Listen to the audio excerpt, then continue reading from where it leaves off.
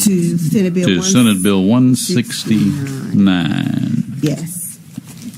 Let's let Ms. Ty read that in, please.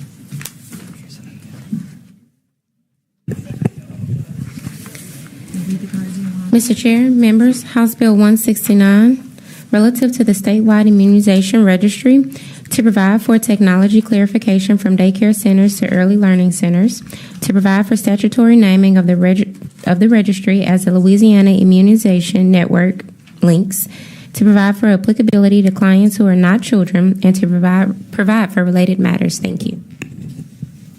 Yes, ma'am. And that is what the bill does. This is a very simple bill, actually, as a result of HCR 51 last year by Representative Jackson, which will allow and creates a registry. That's already a registry now for children.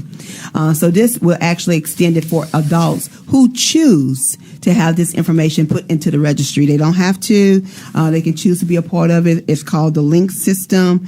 And the reason for this is to ensure that we can definitely reduce or minimize individuals who may receive multiple immunizations. Now, we can go to, not only your primary doctor to get immunized for certain things. You can go to a drugstore. You can go to maybe some help me out here, some other facilities. And so pharmacists. So this will actually ensure that individuals are not receiving multiple immunizations for the same thing. That's one thing. And then secondly, one of the things that came to my attention is if that happens, then there's a problem with how it's actually paid, because it's already been administered once, and someone goes and get it again, not knowing that they've already received that immunization, then it won't be covered in terms of the cost. But this is a provision that an individual can opt in. They don't have to be a part of the registry, and this is simply all the bill does. And introduce yourself. Hi, Alex Bew from the Office of Public Health, Louisiana Department of Health. So just to echo what the Senator said, this bill really extends the LINK system that's already working very effectively in allowing us to understand what's going on with immunizations for children to the adult population. I can tell you, obviously, as a primary care physician and as a public health official, there's nothing more important that we do than immunizations. That's allowed us to extend life in this country and across the world in a way that really no other intervention other than clean water really has. So allowing us to understand how we're doing as a state for vaccinations, and knowing actually we have challenges in vaccinations for particularly our adult population, is going to be critical in allowing us to understand how to support changing that and really extending these life-saving vaccinations to more people. So support the bill, and happy to answer any questions. Mr. Vice Chair, Representative Miller. Senator Mills, thanks for this bill. Senator Barrow, thanks for this bill.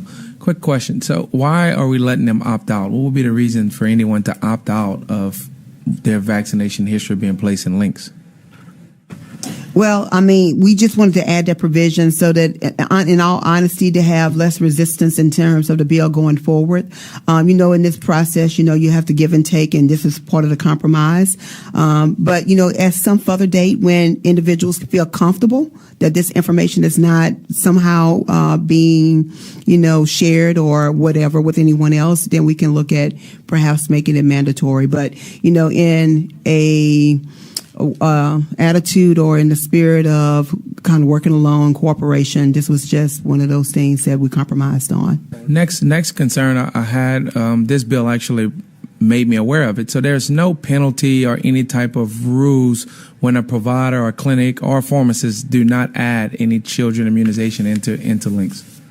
With the measles outbreak and everything that we're seeing around the world, why would we not kind of force everyone to make sure if you're administering the vaccine, the immunization, you're putting it into links? So that's correct. There's not currently any penalties for adults or children. Obviously, this isn't mandatory for adults yet to put that information into the LINK system. What we do instead is really focus on looking at the information and reaching out to those providers where we don't see really complete updating of information to provide technical assistance and encouragement. Also, payers in the state apply some pressure as well. So, as the Senator mentioned, now that payers have a broader picture of an individual's vaccination history, they're not going to pay for that second vaccination. So as a provider, if you're going to be delivering a vaccine, especially if you've purchased the vaccine in the first place, you have an incentive to make sure you're getting your vaccines in the system and that you're looking at that system so that you don't give somebody a service you're not going to get reimbursed But if it's for. a Medicaid patient, most of them are from the VFC anyway, right? Medicaid is paying for the vaccine. So that's true. Medicaid is paying for the vaccines, not for necessarily through. Not all of them are through VFC, but again, we think that engaging providers and sharing information is a path that is working thus far.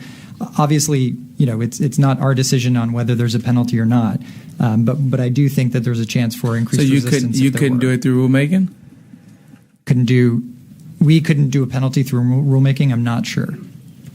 But I think you bring up a good point, Representative Miller. And what I would say to you is that I'd be very interested in doing a resolution to look at this during the interim and coming with legislation for next year to really look at how we strengthen that, because, I do believe that there should be some level of assessing and kind of the carrot and stick situation here where we are ensuring that those individuals are recording that information. You wouldn't want to put it on your bill? Not this year.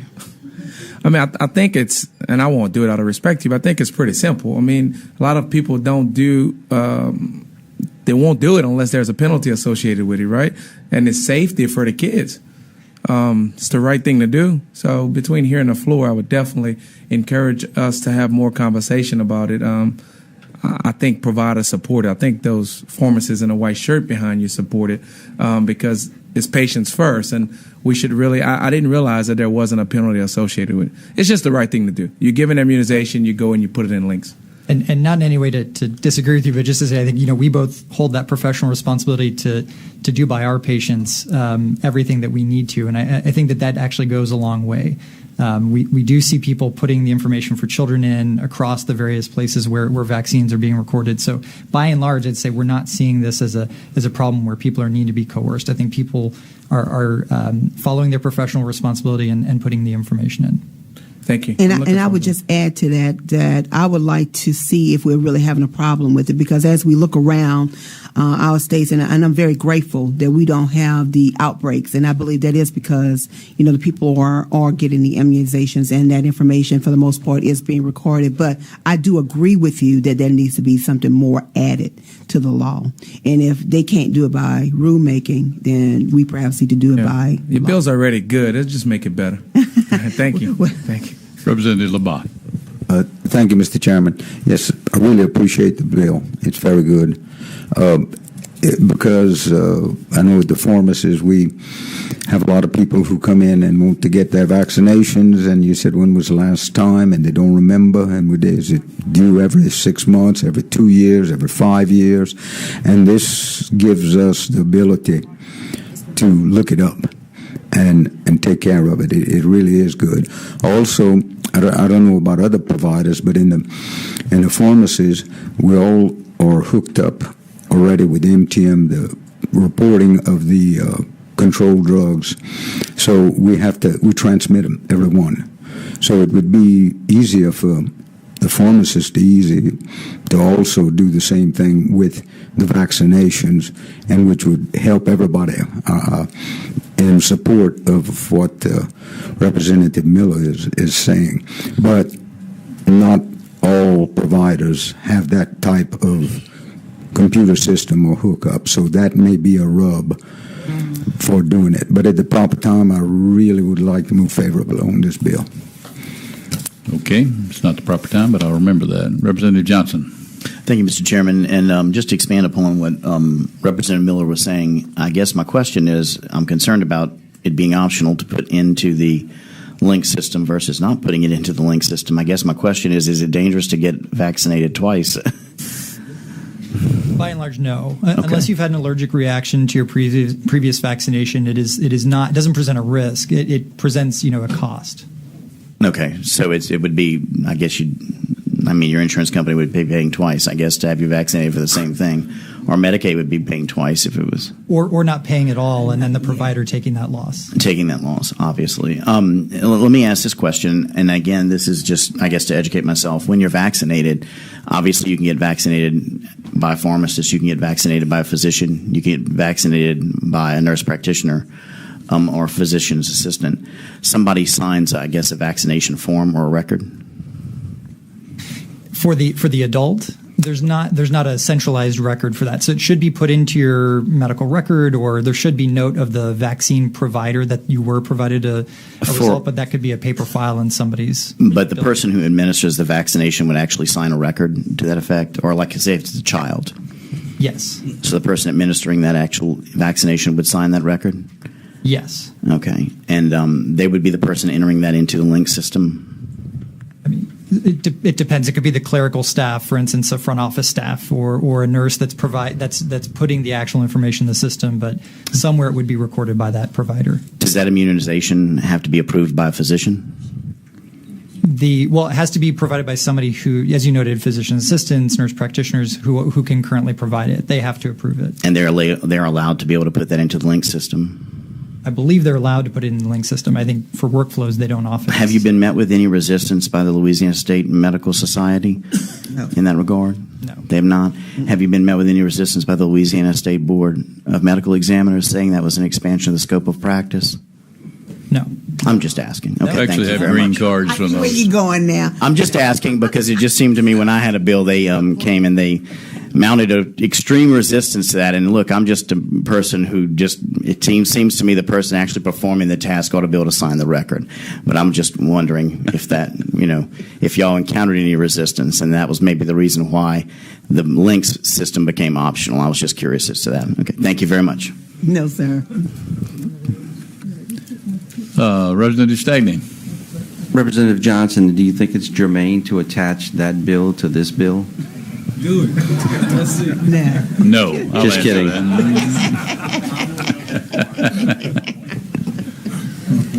That's your only question? Good. You heard from Dr. Ballou, the president would provide information if needed. Omar Khalid, Louisiana Department of Health. Also, not wishing to speak, but present and in support, Linda Spradley at March of Dimes, Mary Beth Wilkerson, Louisiana State Medical Society, and Maria Bowen, Louisiana State Medical Society. There is opposition. We're going to have them come to the table. Kelsey Frugier, Louisiana Informed Choice Alliance, Ashley Houston for self, Amy Timlett with self, and Richard Mahoney for self. They all want to speak. Let me read the rest of these cards in while they're coming up. President, provide information if requested. Donna Graff, Louisiana Parents for Vaccine Rights. Sonny Dixon, Louisiana Informed Choice. Maureen Wangshot for self. Lauren Vincent for self. K.O. Frugier for self. Brent Frugier for self. Angela Potter, LAPVR. Catherine Days for self. Sophia Kaiser, LAPVR. Tricia Parsons, LAPV2 or 2, I'm not sure which that is. Leah Blanchard for self. Shane Blanchard for self. And Jessica Lochbeck, Louisiana Informed Choice Alliance. So, ladies, please identify yourself. I do want to remind you we're trying to stay under the 3-minute rule, but welcome. That's right. Thank you. My name is Ashley Houston. I'm concerned about the potential use of this tracking system. Just recently, New York fined people thousands of dollars and threatened 6 months of jail time for not consenting to a vaccine. Most people wondered how they would go about finding people that were not up to date. I believe the answer to that is their vaccine registry, like this one, that most people will have no idea that they're included in. I believe that especially since a vaccine manufacturer cannot be sued for injuries or deaths that their products cause, citizens should not be penalized for not consenting to the product. Therefore, I hope the committee will amend this bill to add that this registry shall never be used as a tool to seek out Louisiana citizens to apply penalties. Representative Miller, you have a question? Okay. Yes, ma'am. Hello, my name is Kelsey Frugier from Sulphur.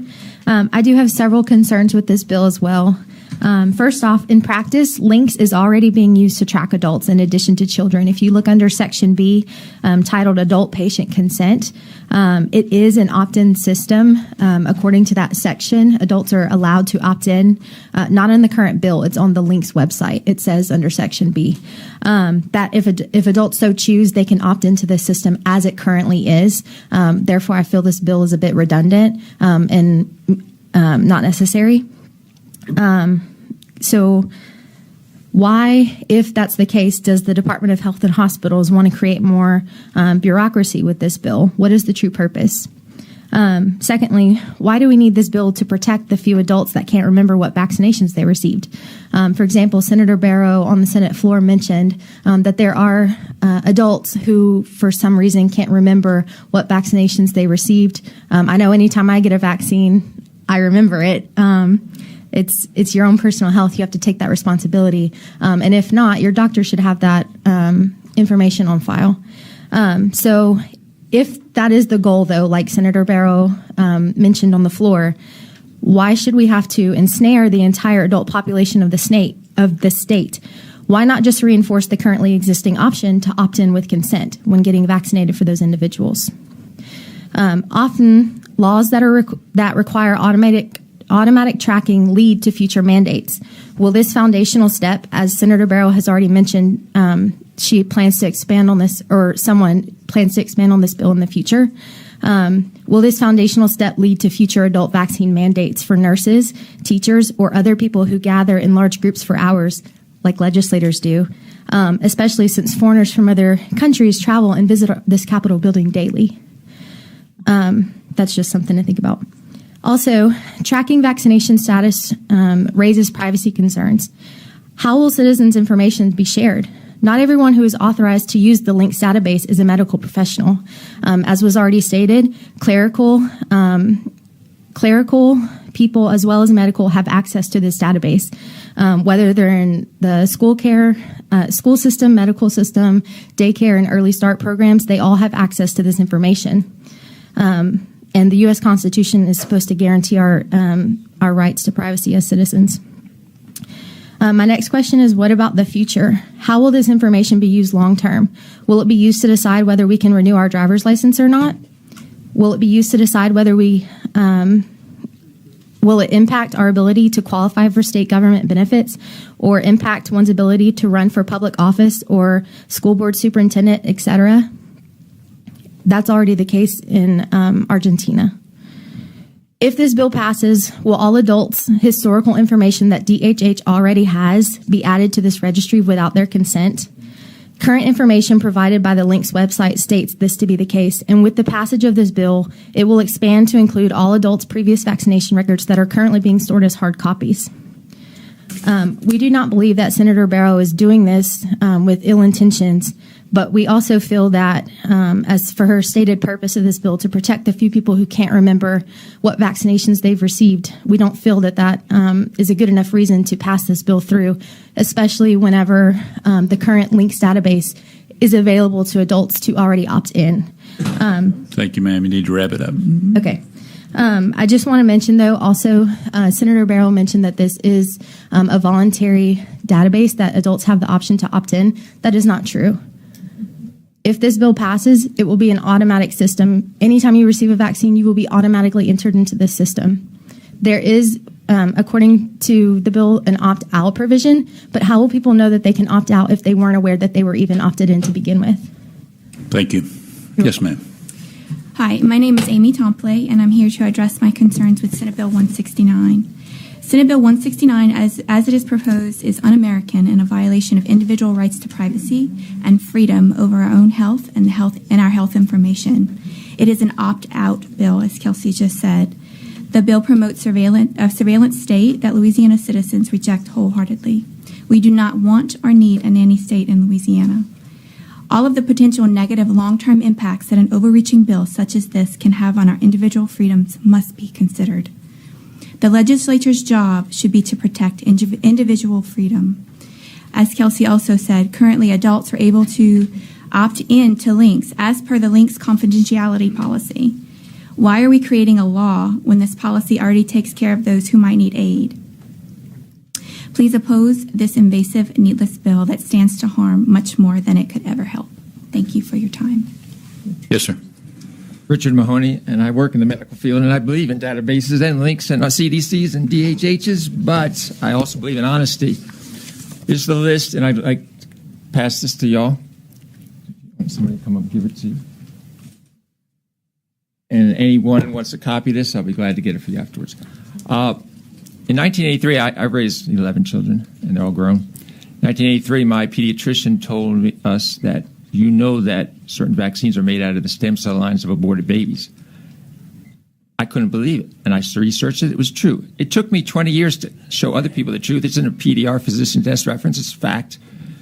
These are the list of those that are. Also, the dangers of vaccines. The CDC, there's 5 million severe reactions to vaccines every year. I was going to bring in experts and doctors and specialists to testify because my field is cardiopulmonary. But the bottom line is I only found about this was being held this morning at 8 o'clock. So I zoomed over here. We have to have truth. Matter of fact, the military has been used for the last 50 years as guinea pigs for vaccines. That's pretty scary. Before you pass any bill based on databases, links, CDCs, DHHs, you need to have transparency. You need to have why people don't. My kids did not take vaccines. Why? Because they were made of the stem cell lines of aborted babies, and I'm not going to put foreign people's murdered bodies into my children. And my kids never got sick. They never had any diseases. And the bottom line is we want truth in medicine. We want databases. But we want people to be informed about what they're putting in their body. And these are people from their own drug manufacturers. There's very toxic poisons in vaccines. Now, all said and done, there's actually different ways now that, just like when they came out with embryonic stem cell radiators, killing babies and taking their stem cells, saying this is the fountain of youth. Baloney. Adult stem cells, your own stem cells, your own immune system, boosting that, has had thousands of cures. Killing babies, had none. Same thing. Vaccines can be made out of many vectors. And there's actually different modes now where you don't even have to take vaccines and get the same result. So before you pass any bills about mandatory or compliance, let's get the facts, number one. And number two, let's get rid of this insanity of making vaccines out of aborted babies and putting toxins in the vaccines. Then we can move forward on true health care, true databases, and protect our citizens. And I'd like to bring in doctors to testify, but you have to let me know ahead of time, not 8 o'clock in the morning. Thank you. Actually, it's been on, we've had this, this bill was filed a while back. But anyway, I heard they called it fake news last time when Milkovich mentioned it. Oh, that's fake news. That's not fake news. Let's bring in some scientists. Thank you. Senator Bear, would you like to close? I'm sorry, Representative Miller, do you have a question or a comment? No, you can bring Senator Barrow up. I'll just make a comment to her. Okay. Representative, Senator Barrow, first of all, thank you for bringing this bill up. I definitely don't think any part of it is fake news. No. I think when you buy a house, it goes in a registry somewhere in some court documentation. I think if you use your debit card, it goes in a registry somewhere at a bank. I think if you buy a car, it goes in a registry somewhere at a bank. The Department of Health mission statement is to protect and promote health. I think that's all this bill does. You have an option to opt out of getting a vaccine. You have an option of not going to a medical provider. So having an option to opt out of this, to me, is pure safety. And if any one kid doesn't get a vaccine, they're probably not sick because the other kids are all vaccinated. So I thank you for your bill. This is a great bill. I was trying to figure out where the resistance was coming from when I asked you for an amendment. Now I understand. But listen, our job is to protect the citizens of Louisiana, and adding in a link system that they receive the vaccine to protect a few confused people is a good bill. So thank you. Representative Bagley. Thank you, Mr. Chairman. And I concur with Representative Miller, except I think that each individual has in America the freedom to or not to be vaccinated. I chose to vaccinate my children. I did not, never had a flu vaccine, never had flu. I'm not sure that's a testament to anything. I do think the fact that you're, protect and preserve our freedom from disease is something that we truly need. But on the other hand, I think that each individual person should be able to, if they feel like that they're being infringed upon, they should be. And there are people here that don't believe that vaccinations work. I'm not one of those, but I am here to protect their right and their freedom to do that. With that said, as long as they're able to get out, which the original bill does, I'd be in favor of that. If it's added where we're going to some way coerce or litigate that and put in statute that they must be in that, I would certainly be opposed to that. I think everybody has the right to their own privacy. With that said, thank you, Mr. Speaker. Thank you, Ms. Barrow. Representative Stagney. Thank you, Mr. Chairman. I was going to say as well, there's nothing in this bill that gets rid of the exemption under state law for vaccinations. So there's no compulsory vaccinations. This is just setting up a database. I will be the first one if it's used in a way to coerce and harass, if it goes too far. But I'm going to support the bill. I don't see any problem with it. Thank you, Mr. Chairman. Yes, sir. Would you like to close? Yes. And I'm sorry. I really wasn't expecting this today, and I thought I can be able to get in and out right quick so that you can continue with the chairman's bill. But let me just say this. Let me just clarify something. So from the floor, I said that the elderly population may not remember if they've had a vaccination. And that is I do believe that may be true, because while it is our responsibility, you may not always remember which vaccination that you had. This registry does allow individuals to opt out. I think it's important. And that, Dustin, you hit it right on the head. I mean, it's the responsibility of our state to ensure the safety and health of our citizens. And so at the end of the day, we're just trying to ensure that our adult population is included in that, and that especially those, and I say that because I've been through that and I know firsthand. And when you asking, Mama, do she remember? She's like, well, I don't know if I had that one, but I know I had this one. And then come to find out she had the one that she said she didn't have. So those are the things to me that are very, very important. And again, it is our responsibility to know our own health, but at the same time, it's also the state's responsibility to ensure our health and well-being. And with that said, I ask for your favorable passage. Okay, we have a motion by Representative LaBarre to report Senate Bill 169 favorably. Is there any objection? Without objection, we'll report favorably. Thank you very much. I appreciate it. I will work with you, Representative Miller, on looking at that component, especially as it relates to the children, and making sure that information is entered into the database.